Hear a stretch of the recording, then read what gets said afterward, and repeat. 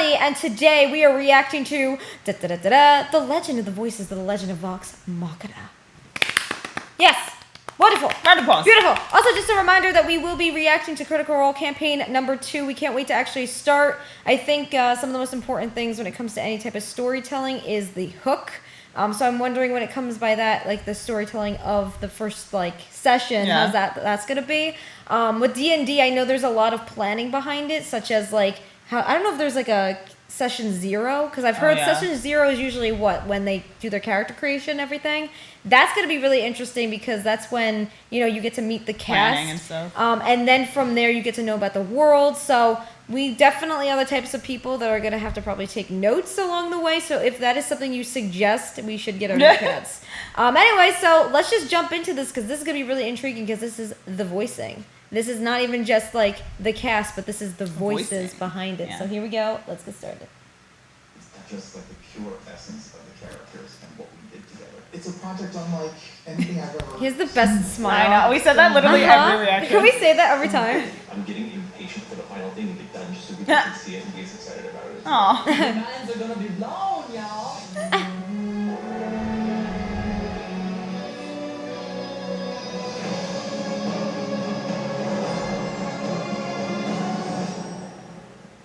As a person that has been a lifelong fan of cartoons, it's Aww. been a dream to work on one. He's literally so humble. cute. From a voiceover standpoint, and now to kind of marry them all together and He's have it be yeah. something that kind of made up is crazy. At the end of the day, the creators of this I like him. Yeah. professional voice actors. They're all just I know. wonderful people. Disparate projects is cool, but seeing them I wonder all what they're in one talking room about together, in there. I know. I'm like, it's so what's going on? We are just a group of high-key nerds, but we also happen to be, good at what we do. Hell yeah. We Confidence. make tables, except we are great with voice work, and now just endless and proud of each other. Voice acting as a character that I created and Aw. I helped create. It's both the end of a long voice acting journey and also the beginning of a new voice acting journey. Give us a couple. Rolling on 40. That is true because you go back into Right. it. It's a challenge, partially because we have very good directors as part of our cast who do phenomenal work, but we all also understood that we wanted somebody outside of the room who could Right. make That makes us sense. Smart. Yeah. be on our own. It was a very short list, and at the top of it, of course, was our good friend, Mary Elizabeth Lynn. Aw. I've been directing all of these amazing actors for years. For me, creativity comes with trust, and I think we all trust each other. That's so important to know. Yeah. Best. Especially because they're all familiar with each other too. To make sure that this collaborative area is safe. Beyond all of us just personally loving Mary Elizabeth McBain, Aw. you may remember her as Zara back in campaign 1. On top of just coming and doing, guest episodes for us, she actually watched the series. Aw. She would text us during the game and be like, oh my god, I can't So she knows who our characters are and she knows where they're That's good. We didn't have to give her any kind of information download. She knows it. Nice. It's part of it. Those few episodes that I actually got to go on as Zara. That's so cute. Yeah. Oh. Oh.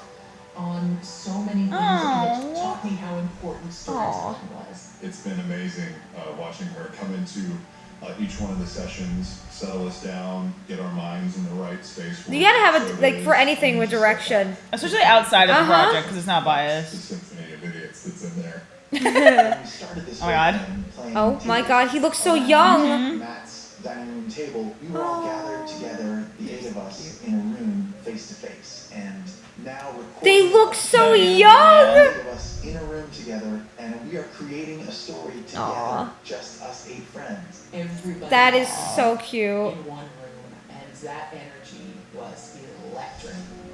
Aw. Stepping into that booth the first time was obviously very, very exciting. I think all of us were like, is this a joke? Is someone pulling a prank on us? We were giddy with excitement. The joy and elation that was in that room was something that still is Aw. carried through every aspect of this process. The energy in the room when we're recording is just like it was in the early days when we were making each other laugh, cracking each other up, laughing at each other's mistakes. Oh my god. It's an interesting, strange mix between extremely professional and a very filthy preschool where everyone's Aw. all the time. We've all been in the booth with each other in various ways in the past. And you can tell they're so Yeah. close. It's so different when it's something that you've created. Yeah, exactly. I've never been part of a show where the main cast were also more or less producers. So we have an intense amount of control with what happens.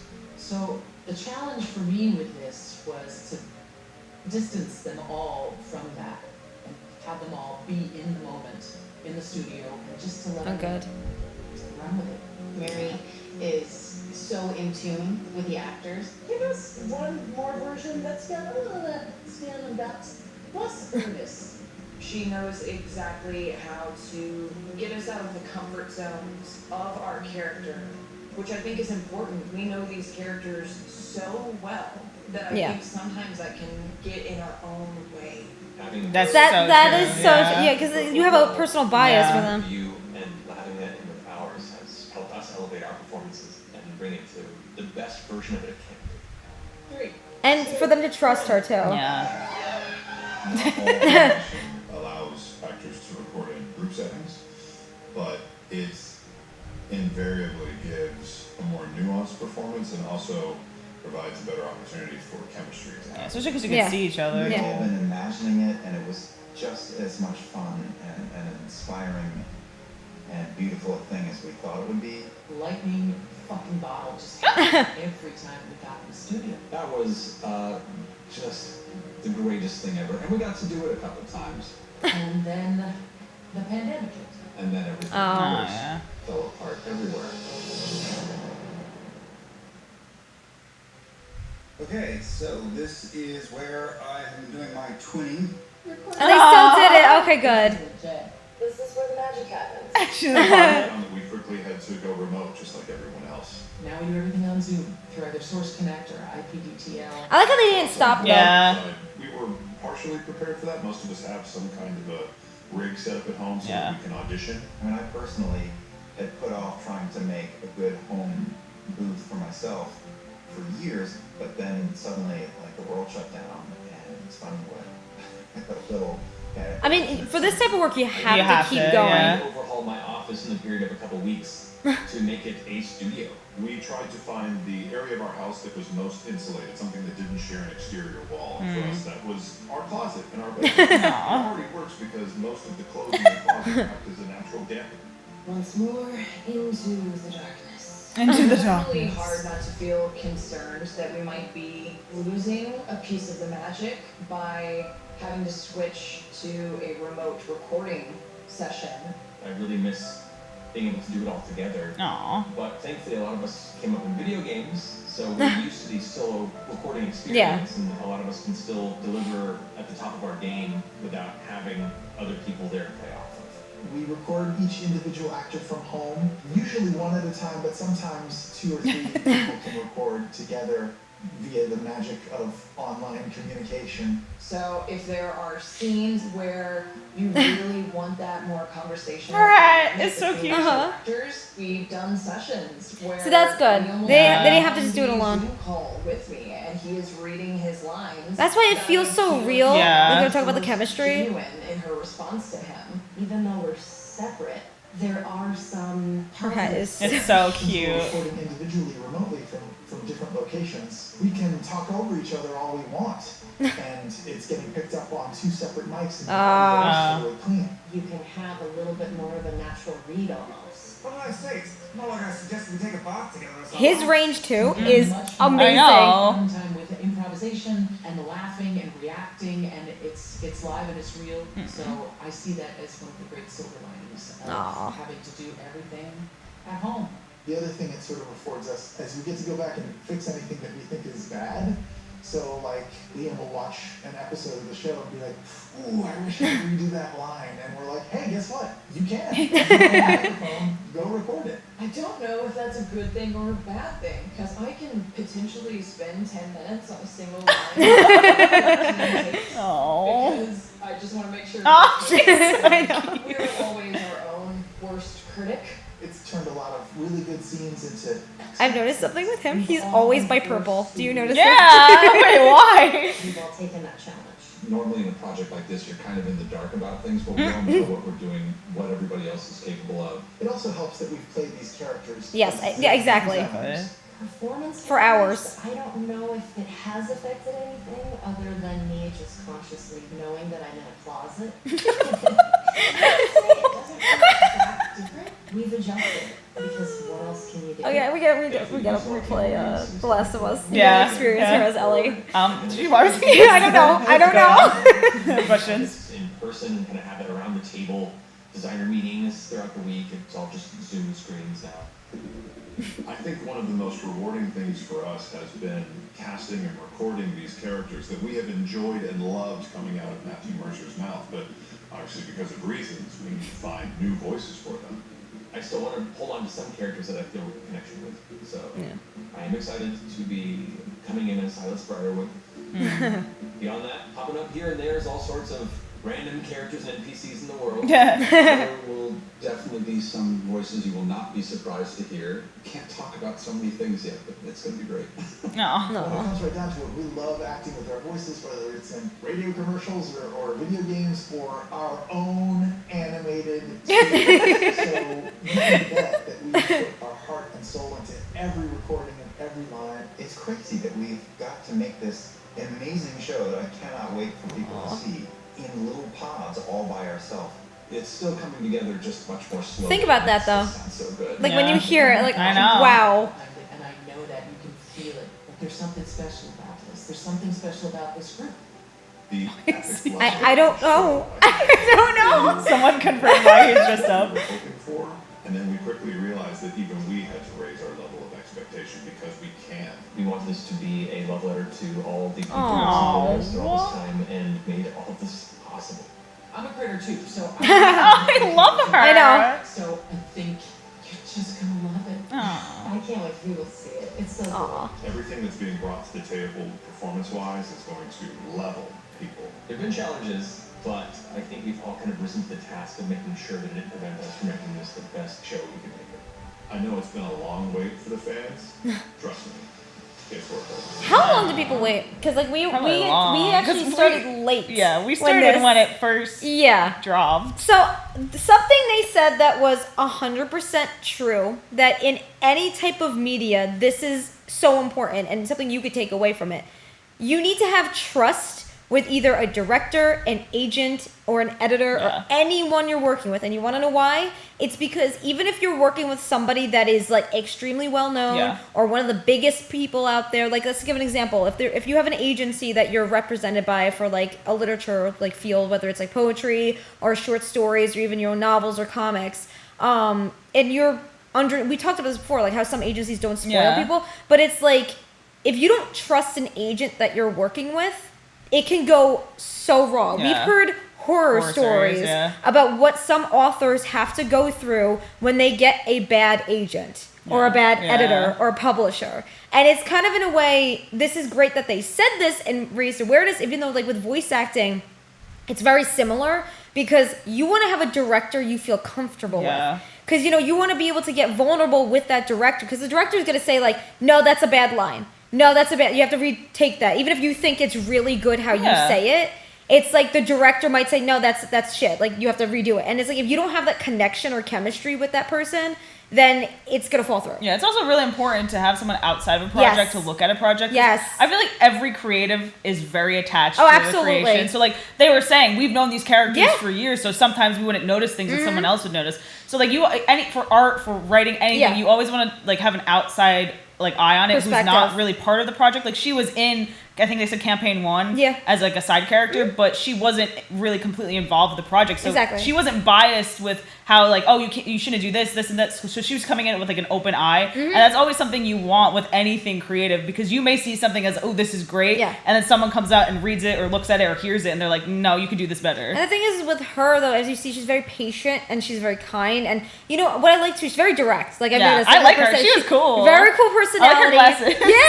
It's like she's very direct with them. And it's like when you're a director, like honestly, actually, no. If you're an actor or you're any form of creative, you gotta have a backbone. You have to be able to take it. Because rejection is huge in the field. Especially with like when you're being voice acting, you're not even just acting. You're voicing an animated character or a character that you're not like visualizing for yourself. In a way, you're visualizing as what they look like on screen. So, in a way, when you have this director saying to you like, okay, you're gonna have to redo this. There's been some stories where people are just like, no, I can't do this. It's perfect. Even with writing, if you're gonna have somebody say like, yeah, I don't like this, rejection will happen. Yeah, it helps you grow too. It's so like honestly, like before I was like doing AAOG Geek and everything, I have literal stacks of rejection letters from agencies from like my writing, and it's like from this you learn, and if you don't have this form of a backbone to say like I could take it, it's like you're gonna give up on it. And it's like honestly the truth is, if you're not gonna be willing to take the criticism and the constructive criticism, that's very important to say, if you're not willing to take that, then you're not willing to make the leaps and bounds what it takes to make it into that type of career. Praise doesn't help you grow in reality. It does not. No. It'll boost your confidence and you'll be like, okay, I'm doing something right. But criticism or constructive criticism, not like, oh, this is bad, but a constructive criticism will help your work grow. Yeah. Another thing is like when it comes to voice actors, like you've interviewed many different voice actors before, you've heard their stories. What is like some of the things that you've heard from like independent voice actors? Like just like it's so hard to find places to trust. So like honestly, if you are looking to be a voice actor, we're not voice actors, but I have friends who are voice actors and we've talked to a lot of voice actors. The best thing you could do is do your research before you start auditioning, and like you might get, there's a lot of scams now, especially because everything is online, like they were talking about. So you have to really, really do your research, and like don't be afraid to start off doing free work or like fan projects, because that'll help your voice grow. But at the same time, you don't want to just like undersell yourself. You want to make sure that you're in the right space, and as you like perfected your craft, then you can go in and do those auditions, because you don't want to go in where you have like a bad microphone and all that stuff, because you want to make sure you have all the audio stuff like made, so then you can actually have a professional audition. But you always have to do your research. I mean, because of everything going online now, like even with jobs, even outside of voice acting, even if you're just looking for a job on like Indeed or anything, there's so many scams now because everything is online. So just do your research. And the thing is, I've noticed like with voice actors, like it's okay to stay within like the space of doing these like projects with each other, because I've seen like a lot of like freelance, like not even just freelance, just like independent voice actors kind of just stay within the same space. Now the thing is don't be afraid to break out of that space, even if it's the same thing happens with writers too. Like a lot of picture book writers and like even young adult writers, they have like a little clique that they stay in, and then they think that's what's gonna like, oh, we're supporting each other. Well, that's great. At the same time, you're gonna need to break out of that, and don't be afraid to just like, if you're just doing like, I don't know, voices, like if you want to be an anime voice actor, if you do a commercial or something that is even outside of anime, that's fine, because it gets on your resume, it gets on your reel, and building that reel is what's important. Like don't be afraid to shy away from just doing things within the cartoon or anime or video game space, because you'll even, like they were saying, like their voices has been like almost everywhere. Like everyone doesn't just start going directly into anime. Like some people just get lucky and get into that, but like a lot of people, you'll hear from their origin stories, they'll start like somewhere else entirely. Like they could be like, oh, my voice was on the radio, oh, my voice, like they said, oh, my voice was on this commercial randomly. Like you want to take what you can get. Obviously when you're a voice actor, you want to pay the bills, but also get it for your reel. And like, it's also important to remember, like, Twitter following is not everything. That's the thing. Because I know a lot of voice actors kind of fall into that, like pool of people where it's like, like we were saying before, it's like a clique where they're all supporting each other, and it's just voice actors retweeting and voice actors interacting, which is great. Like, you want to make friends in your field, but at the same time, like, if you have like 90 followers versus 10K followers, that does not mean you're less talented. If you do your research, if you have the equipment, Funimation might hire you, like Crunchyroll might hire you. I've seen Crunchyroll tag people who on their Twitter have 20 followers. And like that doesn't matter. Your follower count does not matter. It's just about like your research and your talent in the industry. And that's the thing too, is like when people are just thinking like, oh, like I want to do this full time, it's like you have that passion, okay, go for it. But sometimes they're blinded by the fact that there's numbers involved. And again, numbers are very, very important, but at the same time, they're not everything. Because again, it's good for your reel, it's good for your resume to be like, oh, I have this amount. But at the same time, like, let's say like social media randomly shut down one day, and then all you can have to depend on is your talent and your reel. That's what's important. So make your reel matter, because that's kind of in a way that your voice is your resume. At the end of the day, your voice is literally your resume. And it's like, when you're going for a job, you want to see how much work you've done to get hired. Your voice, it's not like with art, your portfolio is your resume for art, like we talked about before. And with writing, it's like how many publications you have, or like even like how many times you've been published, or something that you have to show for. It's like this with voice acting, it's your voice. And don't shy away from hiring like an audio editor to that's make the thing your reel, too. because I've seen some voice actors have like a commissioned art piece and then their audio, but the audio is so bad and they have thousands of retweets, but it's like at the same time, like that could be polished perfectly if you hire someone like on Fiverr or Upwork or anywhere, or if Fiverr you find someone on Fiverr's Twitter, a really good place like an to go. audio editor will literally change it because they can add sound effects and it can sound like you're actually in an anime or whatever you're trying to audition for, and that will help like the people looking for talent hear your voice in a more like professional manner, and as opposed to like you editing. Unless you are an editor, then do it yourself. But if you are an editor, it's always great to like contact someone who actually knows how to edit it. And to give advice, if you are a voice actor and you are looking for work, go on Fiverr, especially Fiverr. Honestly, when it comes to that, like there's been many people who built their reels, even if like for musicians, like your friend who worked on a piece for us for a project. Hi. Yeah, she's on Fiverr as well. So it's like it's a really good place for freelancers. And honestly, don't undersell, but don't oversell yourself. I've seen, because not many, but there's some voice actors out there that are independent, or they're just starting, where they start off where like, I've been in this, I've been in that. Look at how they are. Look how very humble and they've been on everything. They have been on everything. Like with Laura Bailey, she's been on like everything. How much? Like everything we're probably watching, her voice is probably somewhere. But like, look how they are, how down to earth they are, how kind they are, how humble they are. That's where you want to be. And I feel as if what's good is they show their behind the scenes, like when they were like making their closet space, like their voice booth. There's like so much you can learn from that. And I'm glad they're kind of showing that humble human side of themselves, because the reason is so many like voice actors that are just starting, they think that they have to be like, oh, I've been in this and this and this. And it's like, you know what? It's good to have confidence, but at the same time, you need to get down to earth just like how they are, and realize that it's not just about how much you've been in, it's about how much you're working for it. And if you want it bad enough, the universe will award you. Absolutely. And if you work hard. Now the thing is, there's a difference. If you want it bad enough, that's great, but there's another part of that formula. You got to work hard for it. And the other form of it is you got to stay humble.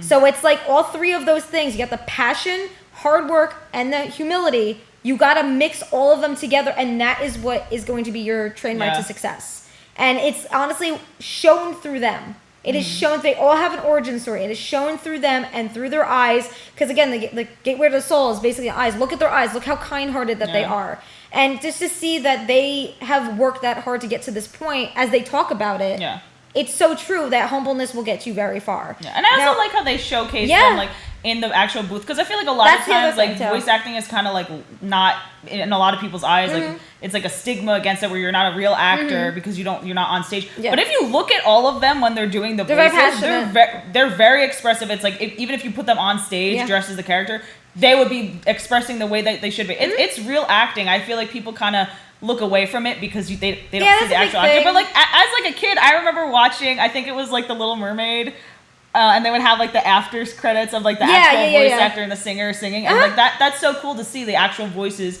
behind characters you love. And I feel like a lot of media kind of like doesn't show that enough, because then voice actors don't get the credit that they deserve. The thing is like behind the scenes, it not only humbles the person, but it also shows you the process, and you can learn through that. And why we have such long discussions in these videos is because of that, because we're able to find a structure of what they're talking about, and then kind of like bounce off on it and just say like, this is what you can truly take away from it. Because like our job is literally to analyze media, and you can learn through these actors, through these creators, what exactly they're doing for your career. But again, we've said this before, while it's important to look up to your heroes, don't become them. Don't copy There's so them. many voice actors out there that try to sound like bigger voice actors. Or one big thing that I've seen happen, and we've talked to people about before, is a lot of people think, oh, look at all the impressions that I can do. It's like, while it's great that you could sound like Matt Mercer or anyone else, a director's going to look for your own originality. And while it's great to say that you can do these impressions, like, oh, I could be this character or this character, that's awesome, because you could show your range, and that could be something that you want to possibly show somebody, but your real really is you. what can you offer outside of just doing impressions, And again, what they said, just to final note, chemistry is everything. When it comes to not even just a casting room, like how we were saying about the writers, chemistry is everything when you're acting, because you'll see it like on screen too when two characters or even two actors have chemistry. Like one show is Fresh Prince of Bel-Air. All of those characters have so much chemistry with each other. Like how Will and Carlton talk to each other. How some of the most important scenes is Will and Uncle Phil. How they speak to each other, the dialogue, going back and forth. It is the exchange of making it sound real enough, but also making you realize that it's like you could get immersed within a world, even if it is taking place within the same world that we're in. So it's like with Vox Machina, it's like the same thing. It's like it's outside of the world that we're in, but you can get immersed because you feel that you're there with the characters. Like the characters, through their voices and through their actions, you're able to make this like, in a way, a new reality for yourself, and that's why so many people have a connection to this. Yeah, absolutely. And especially with D&D too, why we're excited for campaign 2 is because I want to see how it's done when they're acting as seeing it from their them being them outside of just being like the voices that we've seen on screen with animated characters. And it's more improv. Yes, so that's really cool. Yep, and I want to see how it's done because this is a form of storytelling that I'm so happy is kind of in a way becoming more mainstream. And actually, you'll hear even a few years ago, people were trying to bring it into more schools and showing people this is a form of like storytelling. It's definitely something that we want to learn. So like you guys were saying, some of the most important things to learn with D&D is like seeing how other people play, but also kind of learning yourself and playing it yourself. So that is in the future, obviously, for us to do a campaign. But right now, we want to learn from the greats. But anyway, friends, we have an amazing day. Stay weird, stay wonderful, stay awesome. Until next video, fan go fan by fan person every single day. Bye.